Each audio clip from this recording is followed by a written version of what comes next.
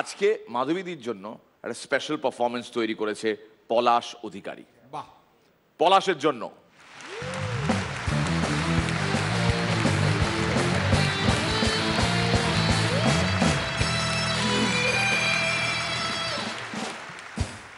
আমি কোন পথে যে চলি, কোন কথা যে গলি, তোমার সঙ্গে কেউ খুঁজে বেড়াই মনের চড়া গলি।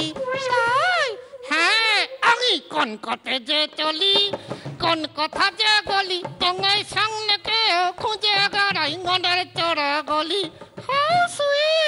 কে কে এত রাতে গান ধরেছে?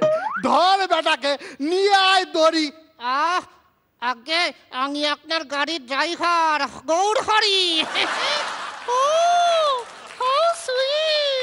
ওহো, গৌরহরি, বেশ, তুমি তো বাংলায় খুব ভালো। তা বলো তো বাবা, মিরাক্কেলে তুমি দীর্ঘই দেবে না হস্যই দেবে? যে কার দিয়ে কি লাভ, টিয়ার কি তো কারগে না। ঠিক বলেছো, ঠিক বলেছো। তুমি চুপ করো সুলেখা।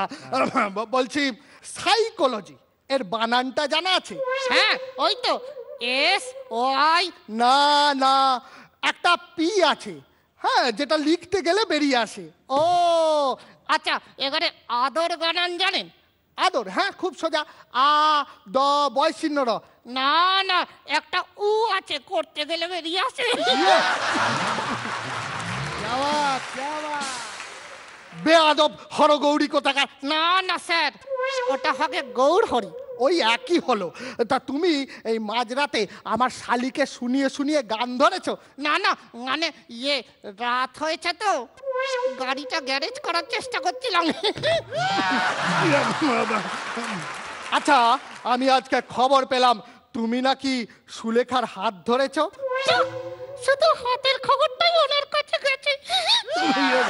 আচ্ছা গৌরহরি, তুমি সুলেখাকে নিয়ে রোজ গাড়ি করে এদিক সেদিক ঘুরতে বেরো, আমি জানি। পেট্রোলের দাম কত বেড়েছে জানা আছে?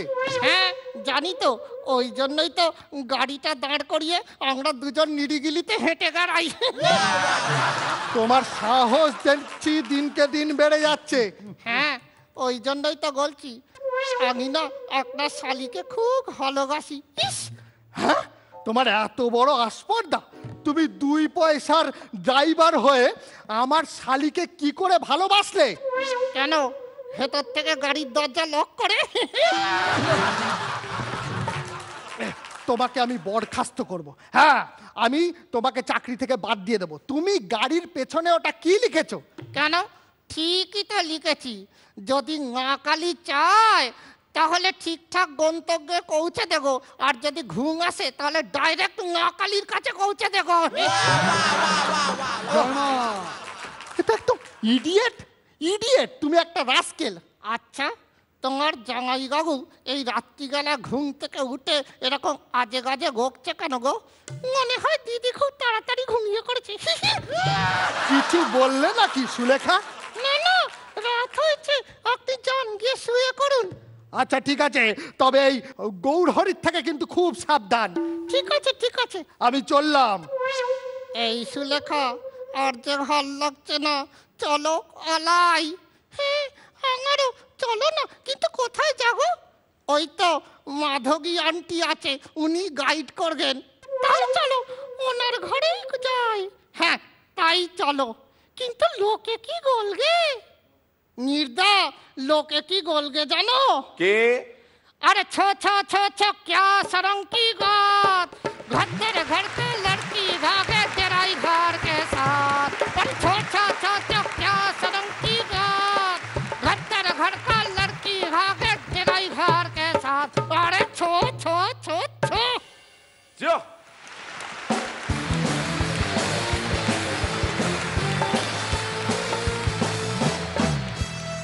আগে তোমার মাধবী আন্টি কি বলেন শুনি।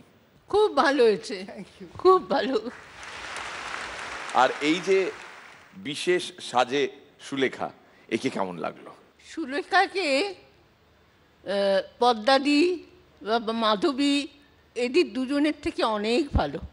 ও বাবা, ও বাবা, বড় কমপ্লিমেন্ট, বড় কমপ্লিমেন্ট। রং এবার ফুটে বেরিয়েছে গো। রনিদা, ভাল লেগেছে।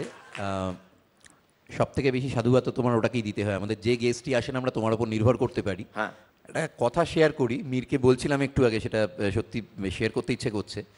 যখন নাকি প্রথম থিয়েটার শুরু করি, আমার প্রথম প্রফেশনাল কাজ হচ্ছে, তখন ছদ্মবেশী হচ্ছে আশুতোষ মঞ্চে হাজরার কাছে।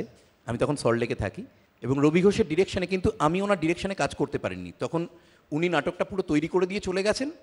কৌশিক সেন আমার মানে একটা চরিত্র করতেন, শুভেন্দু দার রোলটা বা অমিতাভ বচ্চনের যে রোলটা, বন্ধুর চরিত্রটা, সেটা আমি প্রায় উইদাউট রিহার্সেলে, কারণ বেশ কিছু শো হয়ে যাওয়ার পরে আমি কৌশিক ছেড়ে দেয় এবং তখন আমাকেও উদ্দলেই কাজ করি। আমাকে বলে যে আমি একটা ছেলে দিয়ে যাচ্ছি, ও একটা অন্য কাজের জন্য চলে যায়, টেলিভিশনের একটা কাজের জন্য, এবং আমি সেখানটায় জয়েন করি।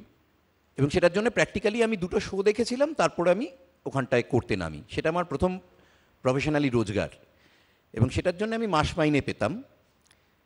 আমি সল্টলেক থেকে আসতাম, তার ভাড়াটাও তখন যথেষ্ট ছিল, সেটা গায়ে লাগতো, এবং আমি সারা মাসে 22টা শো করে 500 টাকা মাইনে পেতাম ওই চরিত্রটার জন্যে। কাজে আজকে ছদ্মবেশী নিয়ে এত কথা হলো, আমার মনে পড়ে গেল আমার প্রথম প্রফেশনালি রোজগার, মানে টেলিভিশন বা ছবির কাজ তো অনেক পরে শুরু হয়েছে। প্রথম আমি আমার অভিনয়কে বিক্রি করতে শুরু করেছি ছদ্মবেশী দিয়ে। এনিওয়ে, তোমার পারফরমেন্স ভালো লেগেছে এবং সেই নস্টালজিয়া ফিরে আসার জন্য আরও ভালো লেগেছে। থ্যাংক ইউ রনিদা, thank you so much for sharing this. Srilekha, আমি একটু আগে এই গানটা গুনগুনাচ্ছিলাম আর কি। আমার খুব ফেভারিট একটা গান, খুব সুন্দর পিকচারাইজ করা। না প্লিজ, হ্যালো, এটা মেল ভয়েসে গান, এটা এমনি না, না প্লিজ, আমি পারি না যেটা বোকা বোকা না। তো সেটাই তুমি করলে। আমি জানতাম না যে তুমি নেক্সট পারফরমেন্স এটাই হতে যাচ্ছে আর কি, কিন্তু গেস করছিলাম বিকজ তুমি সবসময় একটা গেস্ট জাজের কথা মাথায় রেখে করো। কিন্তু আমার না একটু আক্ষেপ রইলো, মানে এই পারফরমেন্সটা could have been much better. মানে এই যে সাইকোলজি তুমি যেটা ঢুকছিলে, কিন্তু ঢুকেও কিরম ঢুকলে না আর কি, গাড়িটা পুরোটা গ্যারেজে ঢুকলো না আর কি, যেরকম হয়। মানে ওই যে বাংলা ভাষা নিয়ে যেগুলো ছিল, যে ওই যে বাংলায় উনি কথা বলবেন এবং খুব কঠিনভাবে বাংলা বলছেন, সেইটা দিয়ে যদি পুরো মজাটা হতো তাহলে আমার মনে হয় একটু বেটার হতো, এবং সেখানে যদি সুলেখার ভূমিকাটা আর একটু থাকতো। তো বাট অ্যাটেম্পটটাকে সাধুবাদ জানাচ্ছি, থ্যাংক ইউ সো মাচ। পরাদা, আমরা তোদের প্রশংসা করতে করতে ক্লান্ত হয়ে গেছি, কিন্তু এই 1 বছর ধরে তোদের কোনো ক্লান্তি আমি দেখিনি, যার জন্যে খুব গর্ব হয়, আনন্দ হয়। আমরা যখন ক্লান্ত বোধ করি তখন এইটাই উদ্দীপিত করে নতুন করে তোদের কি করে প্রশংসা করব। ভালো থাক, অল দ্য বেস্ট। পলাশের লাগবে না, কিন্তু গৌরহরি আর সুলেখার কয়েকটা স্মাইলি চাই। আমি কোন পথে যে চলি, কোন কথা যে বলি, তোমার সামনে পেয়েও খুঁজে বেড়াই মনের চোরা গলি।